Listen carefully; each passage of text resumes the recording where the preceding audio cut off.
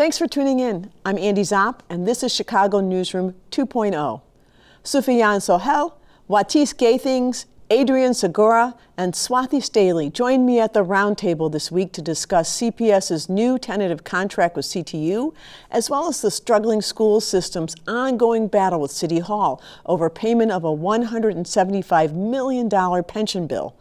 I'll also sit one-on-one with noted executive coach Guy Summers and Threshold's Director of Workforce Development, Sterling Haukom Anderson, discussing the alarming rise in our individual and collective stress levels.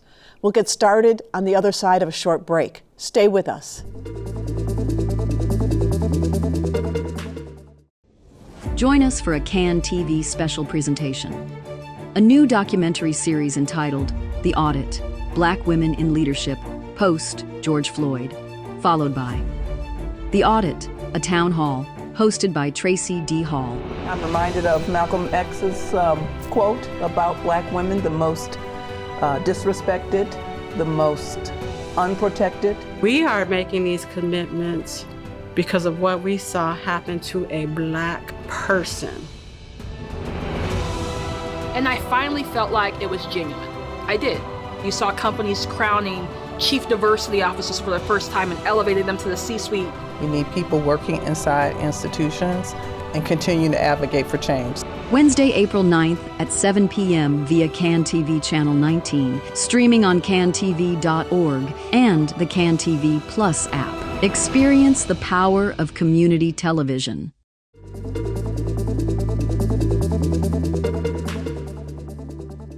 In the wake of recent U.S. elections, emotions are running high. Many people are feeling stressed, exhausted, and even disheartened by the constant news cycle, misinformation, and political divisions. It's a lot to take in, and for many, it's taking a toll on mental health. So how do we navigate this post-election landscape while protecting our well-being? How do we stay informed without getting overwhelmed? And what can we do to manage outrage fatigue and avoid burnout?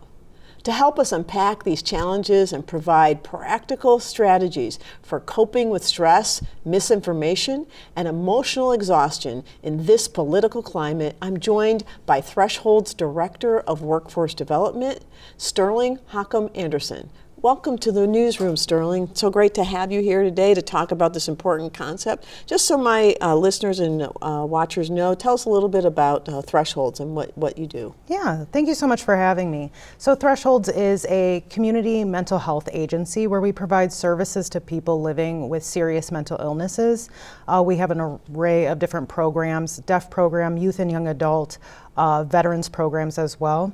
And so we go out into the community, we provide case management services, connect them to different providers, and just provide home, health, and hope for all of our members there. Oh, wow. Yeah. Well, then you are the perfect person to talk a little bit about the stress and how can people manage it. So I think the first question is, how do people recognize that they're suffering from stress? I think a lot of people are just trying to get through day to day and then don't realize until, that they're actually suffering or working hard to manage stress. Yeah, stress is really tricky. Because it manifests in so many different ways for so many different people. So you have physical symptoms, behavioral symptoms, emotional symptoms of stress. So behavioral symptoms might look like, crying or disconnecting. Physical symptoms can look like headaches or stomach problems. And so what's really important for people to do is try to start to identify what stress looks like for them. So as things get a little bit more overwhelming and a little bit harder to manage, you'll be able to identify that, oh my gosh, I am stressed out. I am feeling this hard. And then that way you can take a step back and start to use your coping skills and your self-care techniques that work best for you. Yeah, I've heard some people say that in their work environment or their school environment that people are a little snappier, right? Yes. That people are being more abrupt. They're not as, when they disagree, it's a little tighter. Are those potential signs of stress? Absolutely, absolutely. A lot of times we do lash out at people because our bodies, our minds can't live in a state of stress all the time, it's not healthy, and it will start to have long-term effects. And so starting to see that, oh, I'm being really short with my friend or my coworker or my spouse, right? That's a huge warning sign that, hey, you need to take a step back and relax a little bit. So in a little bit, we're going to talk about some suggestions for people to help manage their stress, but I want people to kind of get their arms around what are some other things that can cause stress in the environment. One of the things that's happening a lot is that is trying to figure out fact from fiction, right? You know, there's a lot of misinformation out there. You hear or see something one day, and the next day you hear something go like, "Oh, that's not true," or "That didn't happen." Are there psychological facts that can come from trying to manage? You know, first of all, we get a lot of information, but to then know that you're trying to decipher whether or not this is true, not true. Should I be worried about it? Not worried about it? Does that have an impact on stress? Absolutely. There are a lot of psychological effects that happen from misinformation. There's like cognitive overload, confusion, and just increased anxiety overall, which then all of this can lead to being distrustful, not just of the information that we're getting, but of everything else in our lives. Like, well, what is real and what's not real? And it's hard to sift through all of this information. We have the internet in our back pockets all the time. And so it's important for us to work really hard at finding these reputable sources, media outlets and journalists that are trustworthy, because there's so much out there, and it does take a huge toll on our mental well-being. Right. So I think, what I know some people are doing, and what I just heard you suggest, is manage your inflow, right? Yes. Is that you can't just be everything that comes in that you used to just kind of take in and assume. You really need to try and pick the right places. One last thing that I touched on in the opening, and that I just love and for me it's a real truth. It's outrage fatigue, where you're just, you see stuff, you just get so angry, and so you're trying to, but you can't walk around angry all the time, so you're trying to manage it, but that's exhausting, right? Yes. And that adds to stress as well, right? Yes, absolutely. Outrage fatigue, I think a lot of us are feeling it all the time, especially those of us who are trying to stay informed and want to be helpful and try to control some of the things that are around us at all times, but we can't. Yeah. And we have to be willing to set limits for ourselves. And when it comes to outrage fatigue, one thing that I always recommend people do is find like 1 to 2 issues that matter the most to them and really focus their time, their efforts, their resources on helping those 1 or 2 areas improve. And then relaxing, taking a step back. It's okay to be informed. You want to be informed, but you also, the only way that you can help is to first take care of yourself. Wow, so important. We could spend a lot more time on this topic, but unfortunately we are out of time. Sterling, thank you so much for being here. Thank you for the work you're doing and for that great counsel and advice. Thank you. On the other side of the break, I'll be joined by our roundtable regulars to unpack the latest news out of CPS and City Hall. Stay with us. Every community has a story, a pulse, a voice waiting to be heard. At CAN TV, we bring these stories to life, from the heart of Chicago to your living room. Join us in supporting hyper-local television. Your backing helps us cover what matters directly in our communities, unfiltered and upfront. Help tell the important stories of our communities. Become a program underwriter today.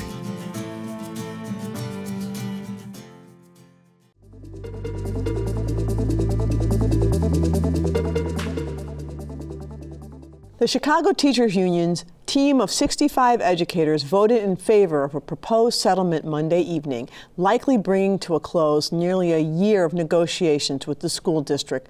How CPS pays for the new contract remains an open question.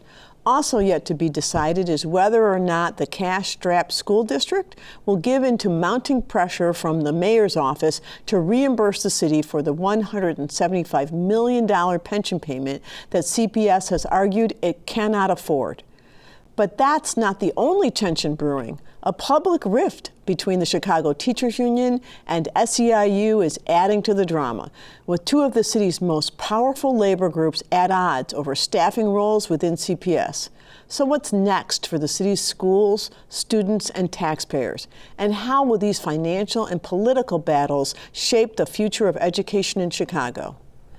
Joining us today to break it all down are roundtable regulars Sufyan Sohel, Chair of the Cook County Commission on Human Rights, Juatise Gathings, co-founder of Just Act Partners, and making their first appearances in the newsroom, Adrian Segura, founder and president of the Luminary Collective, and Swathi Staley, partner at Just Act Partners. Welcome back, Sufyan, Juatise. Welcome, Adrian and Swathi. Well, so glad to have you guys here. So let's start with first. Anybody have some idea how CPS is going to pay for this contract? It's pretty good. It sounds like. Adrian, you've got some CPS background. I mean, it's a tough decision. I think that the district's going to have to figure out. There's usually two strategies. The first is you take out more money for short-term loans, and that's costly, and you kick the can down the road. The second is, leadership is going to have to take a look at their current budget and reconfigure it so that they can afford the new agreement. Right, and so, but the agreement is a lot more reasonable, it seems like, than the original agreement. It went from 9% to 4%, and I think 4.5%, and a lot of concessions around staffing and stuff. So overall, we think, is this a win? Do we think, Sufyan, for the? I think we're getting there. It's nice to see them after such a long fight and battle come to consensus. See them working together. I think it's a nice change of pace that we've seen, and I think it's the right step forward. Yeah, I think so. I think, and by the way, no strike. So how about that? So that's a win, right? What about the this pension payment? So who knows enough about it to just give like a basic, what's the fight over? Because I think a lot of people don't know. They just know people are fighting, but they don't know what they're fighting about. Who wants to give a brief summary of what the payment fight about? Adrian? It's an unsophisticated answer. It's an unsophisticated answer. I vaguely remember some of these conversations happening during school board negotiation, during the elected school board bill negotiations, because a lot of the district's finances are tied to the city's finances. So there was a whole conversation just around an unwinding clause that needed to be true as the district shifted into this new governance structure. And so the city has historically picked up the pension payment, the CMBF pension payment in particular. And I think that, Pedro's been clear, his administration's been clear that they don't have the funds to afford the bill and this new CBA agreement. And so I think it's going to come down to the city to find the resources. And it sounds like that's exactly what Mayor Johnson's approach is, at least as of right now, is to figure out, without having to go back to the council and open up a whole Pandora's box around the budget conversation, to just reconfigure the resources that they currently have allocated. Yeah, and so it makes perfect sense. So you understand where the CEO Martinez is coming from. On the other hand, it would seem to me, don't you feel like, and Swathi, I know you've been in the city and engaged in not-for-profit sector for a long time. Doesn't it feel like the city and CPS ought to be able to work hand in hand? And that at the core of the problem wasn't that the city used to pay for it and didn't pay for it. The core of the problem was that the CEO just went nope. Not going to talk to you about it, just not going to do it. Doesn't that seem like not fair and right in its own sense? Maybe not fair and not right's not the right word, but problematic. Let me put it that way. In a sense, but I do think that there has been transparency from CEO Martinez on the inability of CPS to make this payment, and there hasn't been a meeting of the minds. I think there's been so much tension between the mayor's office and CPS, and with CTU's involvement during this particular set of negotiations, there has never been an opportunity to really have a true discussion on what the solution is. I think the issue is not either the city or CPS. There should be some meeting of the minds, as you say, to understand what is the long-term solution, because this is not a tenable solution to shift $175 million. This is not a haircut. This is a significant payment obligation that needs to be addressed annually, and there has been no true conversation about what the ultimate long-term solution is going to be. I do think, Martinez was upfront about the fact that the CPS's finances were not going to be able to sustain this payment, but with a lack of conversation, how do you make progress on a solution when you can't can't really have the conversation. And I think that's what needs to happen now that we've reached an agreement on the CTU agreement. We have to actually figure out what the long-term solution is going to be, and that requires conversation. You made a point that this is not a haircut. This is a very sizable amount for them to carry year over year. And frankly, we can't mortgage our kids' future with a short-sighted decision. So I respect, CEO Martinez for holding the line and really being adamant that the CPS can afford it. But the reality of it is they have to come together and figure out who can. Right. How does CPS and the city start laying the groundwork for better working together? Because this path is not tenable, I don't think. I mean, maybe that's just me, but it's not. And I give you all the easy questions. Very, very easy questions. Can you fix this, please? I offer my services as mediator if they need it. But I think it also requires all parties to grow up a little bit. And I think you raise a good point of we're forgetting about the children and thinking about the children. And when we talk about like justice and equity and what does that look like, and sometimes whether it be politics or ego or not wanting to take full responsibility because of where the dollar line and who's going to be responsible for it, we forget the larger objectives that we're all here as servants of community and society to fulfill, and that's who are the constituents in this matter. It's the kids. So if they all focus on the kids, what's best for them, hopefully that can be a good starting point for them to having, adult, respectful conversations forward. But it just seems that they're not paying attention to each other, listening to each other, and just have other priorities, respectfully. Right. It seems a lot like we're just our side, my side, your side, and not about really what's the end game, right? Yes. We have to, and we get it. The CEO Martinez is right. There's, the district doesn't have a lot of money. I don't know, maybe he's not paying attention. Neither does the city, right? True. And so in that environment, it would strike me that you really need to figure out a path to work together. And I think that was the ultimate challenge there. Speaking of working together, what's happening with CTU and CEIU? You don't see that every day. You don't. And again, we talked about this. I think one of the common themes here is you have yet another conversation where the kids aren't at the forefront. I mean, nobody wins when our kids are in the middle of feuds like this. But also, I think if you think about historical context and timing, we're coming up on a very aggressive summer, right? And so another feud in the mix does not help us. We're going to be, in the market for a new CEO of CPS. We're going to be, having a summer in which we have to make sure our kids are productive and not on the streets. And so I think there's a lot of things that CPS, CTU, SEIU, and others should be coming together to think about, but our kids don't seem to be top of mind for them. And so to your point, I think it's about power and ego and some other dynamics that's at play, but I do worry and I'm concerned that we're not thinking about the long game if we continue down the path of this feud. Totally agree. So speaking of, we're going to have a new CPS CEO. Pedro, the CEO's contract actually finally is going to expire in June, and so they're going to be looking. So let's think, in the kind of, given all the things we've been talking about, what do you want to see in a new CEO for the school district? What do you think are going to be the critical things that we should be looking for? I mean, it's tough, right? I feel like it's going to be such a tough environment to walk into. I think that next leader is going to walk into a very unique situation. So someone that's a bridge builder and can lead with humility and empathy, but also take charge, I think is going to be really important. I also think that someone that understands, the genius that's sitting across our schools. We have 330,000 plus kids who, my kid is one of them. She's a second grader. I missed report card pickup today. I was telling the team. But I think about her and all these decision points, and I think that we need a CEO that is also actively thinking. I think one of the things that is going to be important is just someone that has credibility in all of these spaces, and someone that brings their own network to the table, because we need someone, again, that can, almost like a coalition builder, but to advance outcomes for students. Yeah.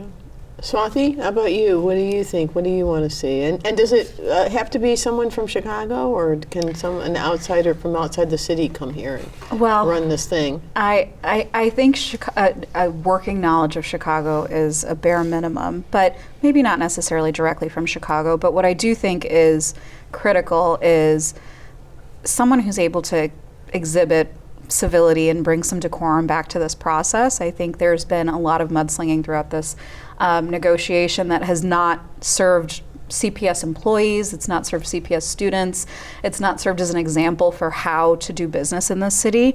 And so I think someone who exhibits civility is first and foremost. I also think coalition building is highly, highly important. I think what we're seeing with this SEIU, CTU sort of breakdown, it's not often made public, these conversations that are happening behind the scenes. And the reality is that it might be a little bit of course correction within the labor, Chicago labor ecosystem about, how is it that we're really communicating with each other. And so I think the new CPS president is going to have to be able to make his or her point without necessarily being the loudest person in the room, because I don't know that that's the most effective form of communication as we've seen throughout this process. Right. Well, hopefully, that the board will get together. These have been great suggestions, and it's always a great conversation. But as usual, we are quickly out of time. So I want to thank you all for being here. I really appreciate you, and we will see what happens in the summer. On the other side of the break, discussing effective leadership in times of uncertainty with executive coach Guy Summers. Stay with us. CAN TV is the lens through which Chicago's stories are told, harnessing the unifying power of community television. With CAN TV On Demand, immerse yourself in the richness of our city through exclusive stories and programs tailored just for you, connecting you to the heartbeats of our streets, the voices of our people, and the spirit that makes Chicago unique. Discover the strength of your community on CAN TV On Demand.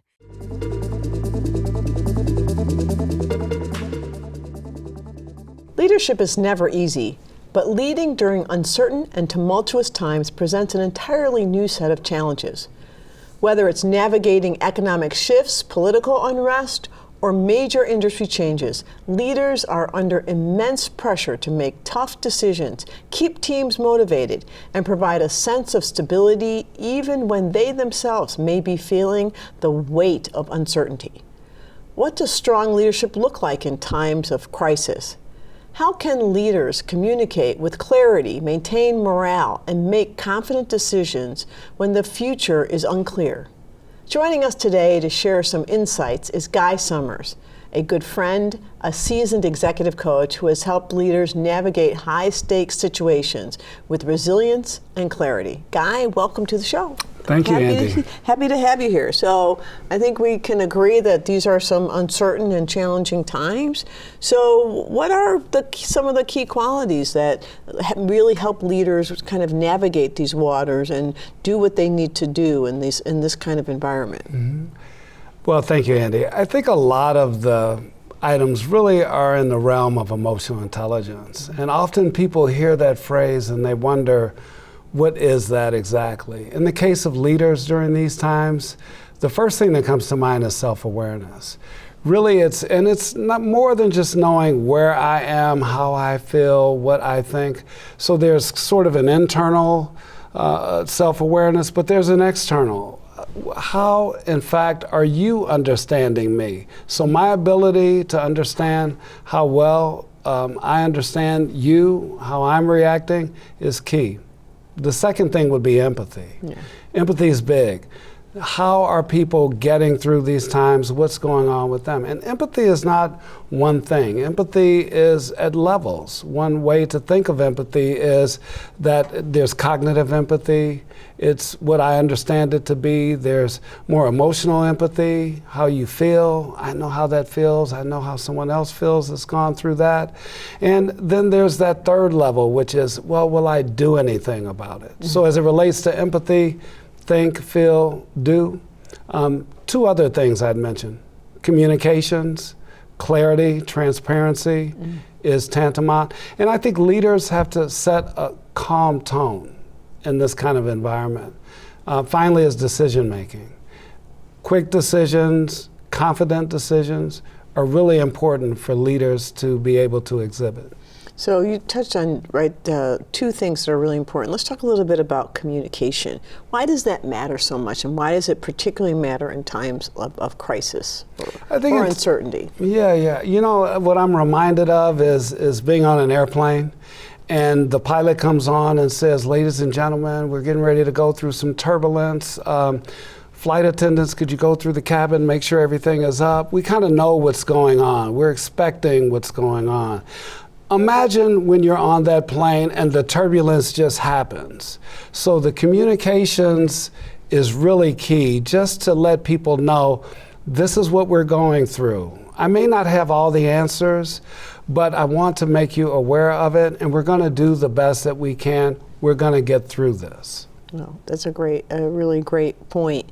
And the other thing you said is decision making. It's important to be able to not freeze when it comes to decisions. Again, not only why is it so important, but also how do leaders go about making sure that they're doing that in times when the information sometimes is hard to manage? Yeah, I think a couple things. One is we need to really anchor into what the values, the mission, the focus of the organization is, and stay tethered to that. Getting the facts is tantamount for a number of reasons, and one of them is that we have biases. Often we have a way that we like to do things, and we know the solution, and we look for facts that are going to lead us to that. That confirmation bias is a bad thing for us to have. So in this environment, getting the facts, understanding, in fact, what our mission is, where we're trying to go, and then reaching out. As leaders know other leaders. Why do you have to figure it out yourself? And often leaders are in a sort of a vacuum. They're stuck in a place, and they know that. They're leading. They're leading. They are leading. No time to talk to people. No time to talk to people, but sometimes maybe reaching out to someone that's in a different industry, in a different environment. You don't need to share all the details, but just to get some insights about, well, what have they done? How have they faced this? What could they do? Is helpful. So really great point about talking to other people. I do think it's easy as a leader to get sucked into your own kind of tower. So, but speaking of that, how do you counsel leaders, and I'm sure you have over the past few months, when they're experiencing their own stress, their own anxiety? How do they manage that or put that aside? How do you counsel them to do what they need to do to help themselves, but also manage and lead their teams? Yeah, I think it's really difficult for leaders because sometimes they just get in a mode and they churn and burn and they go harder. And it's really difficult to fill someone else's cup up when you have an empty cup. And I was meeting with a client last week, and the client said, I'm going to do this, I'm going to do that, I'm going to do this, I'm going to do that, and then I'm going to do something for myself. I'm going to get that workout in. I'm going to have some mindfulness. I'm going to breathe. I'm going to walk. My comment to them was, well, why not put that in your calendar first? Right. And then put the other items around those things that you have to do. So it's being intentional about it. And so important to not only be intentional, but also to remember what you said. If you're not good, you can't be good for others. Guy, as always, your counsel and advice is welcome and really terrific. We are shockingly out of time already. I can't believe that. I know. We could have this conversation for longer. You'll have to come back and we'll continue it. Thank you for being here. Thank really you for appreciate having me. you. That's our time for now. I'll be back next week with an all-new edition of Chicago Newsroom 2.0. Until then, be well and well-informed.